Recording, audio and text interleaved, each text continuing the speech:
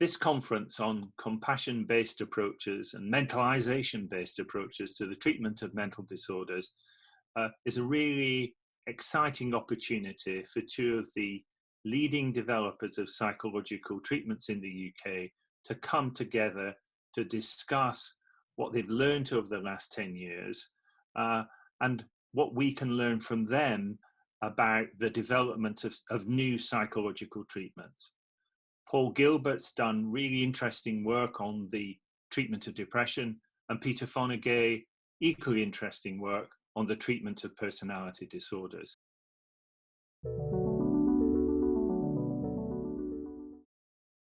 Mentalization-based treatment is based on the assumption that by enhancing an individual's capacity to think about their experience in mental state terms, we are able to help them pursue progressively more elaborated, complex, reflexive, flexible, contextualized, and emotionally engaged representations of subjective states in self-other situations.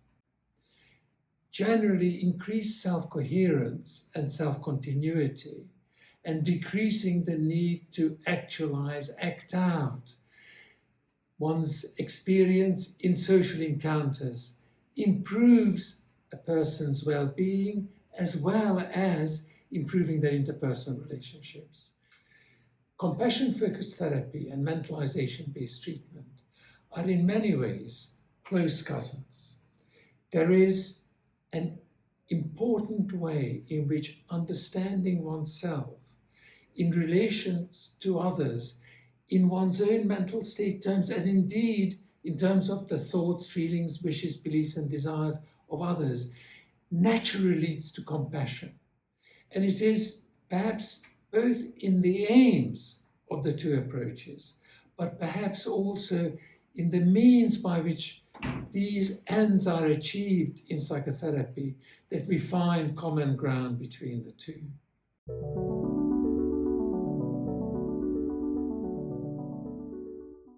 Compassion-focused therapy is based on an understanding that mammals evolved caring systems to look after their offspring primarily, but then later each other. These systems come with a whole range of physiological processes, such as the vagus nerve and changes in the frontal cortex.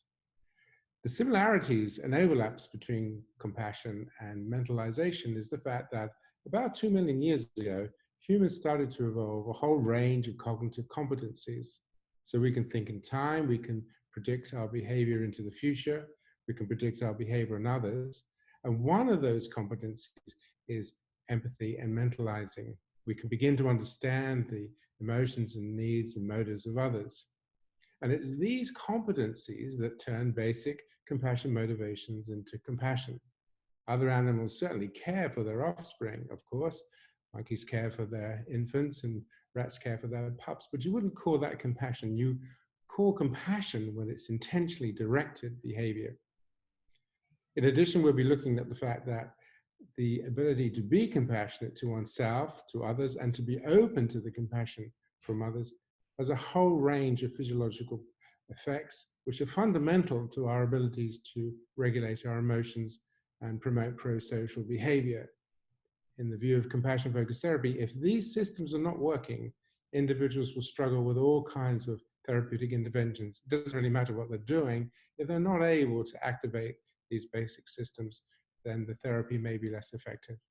So compassion-focused therapy really is the way in which we facilitate the development of compassion competencies, motives, and emotions that are then aimed to help individuals drop self-criticism and shame and move towards compassionate ways of operating with themselves and others.